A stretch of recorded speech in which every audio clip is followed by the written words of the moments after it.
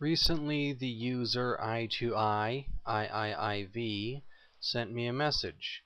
I was originally going to use the screenshot of the message to me in this video, but it wouldn't fit on screen, so I'll have to let you read the text yourself.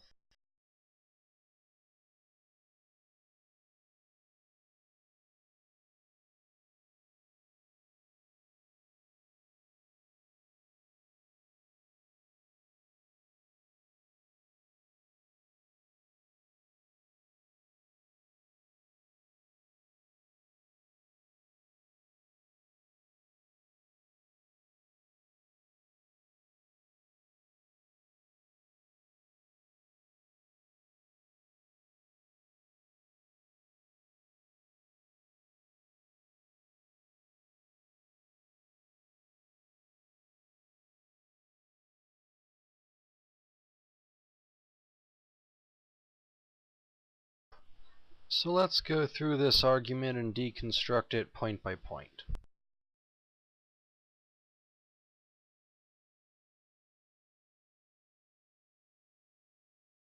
There is no such thing as an evolutionist. Many people of all religious denominations, and those who have no religion, accept the theory of evolution, and their acceptance of the theory does not alter the way they live their lives. The theory of evolution explains the process of change over time. It is the unifying theory of biology. That question would be best asked of someone like a behavioral scientist, a psychiatrist, or anthropologist, someone who studies human behavior and how it's developed. But I will humor you and give you an evolution-based answer later.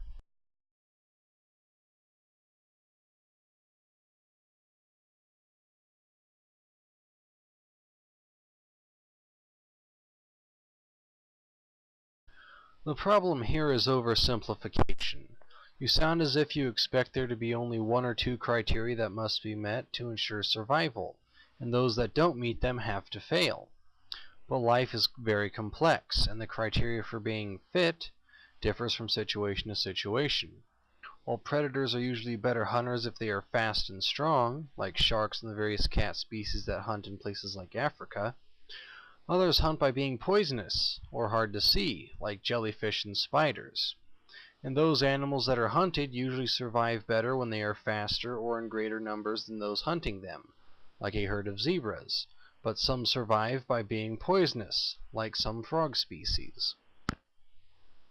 As for helping those less able to compete, not all species do this, but many have realized and come to depend on the benefits of larger populations. First, there is safety in numbers. Also, the more individuals available to try to find food, the more likely it is that someone will succeed. There is also the benefit of having a larger gene pool. Diversity is almost always a plus when trying to ensure a species survives. And the more members of a species that can try to make this goal possible, the more likely they are to succeed. And keep in mind, humans are a rare exception to many things in nature. We can make homes, gather food, and cure diseases in ways that no other animal can. Even if someone is paralyzed from the neck down, they can stay a productive member of society. Doctors ensure people can be healthy, and police protect us from those among us that would cause us harm and disorder. Charity is just the means for individuals to help others, and possibly, hopefully, society will benefit from that action.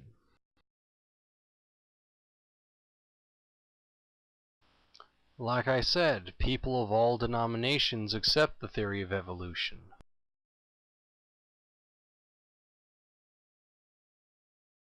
No, our behavior has been shaped through countless generations of the various species in our lineage, some of it becoming instinct. Our thought process is no more random than the orbit of planets around the sun. Chemicals react in very specific ways, and our brain reacts to those chemicals in very specific ways.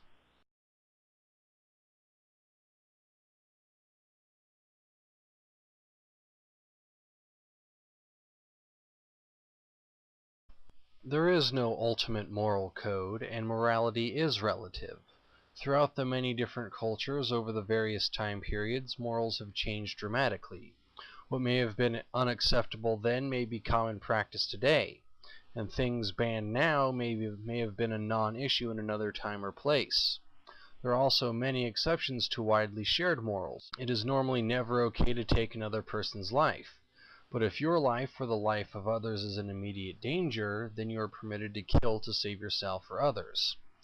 In regards to evolution, what is best for the species is usually more moral than what would cause harm. A person stealing harms society's ability to function properly, and therefore would be wrong even if that member of society needed help. Might does not make right. Again, if a member of society is forceful and destructive, they need to be punished to protect the whole. People rely on each other. If we can't depend on society, then we are more or less a doomed species. Unfortunately, violence, fear, and greed are natural, but because they are destructive and harmful, those traits are usually selected against, and when they can't be overcome, society fails.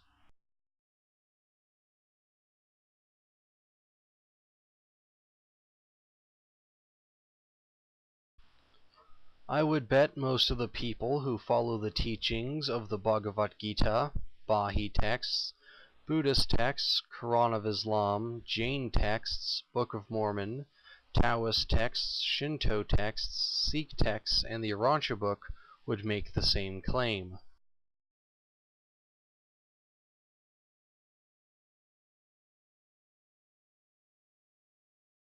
Again, I bet many of the followers of the above-mentioned texts could make the same claim.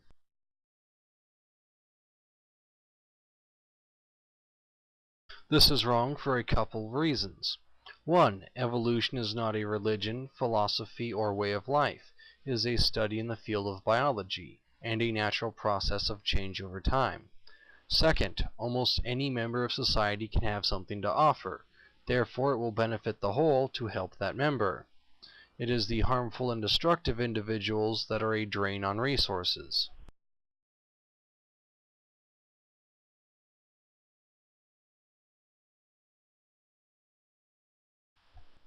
Again, this is the claim of almost every religion. Many religions came before Christians even existed. Does this mean that morality was impossible?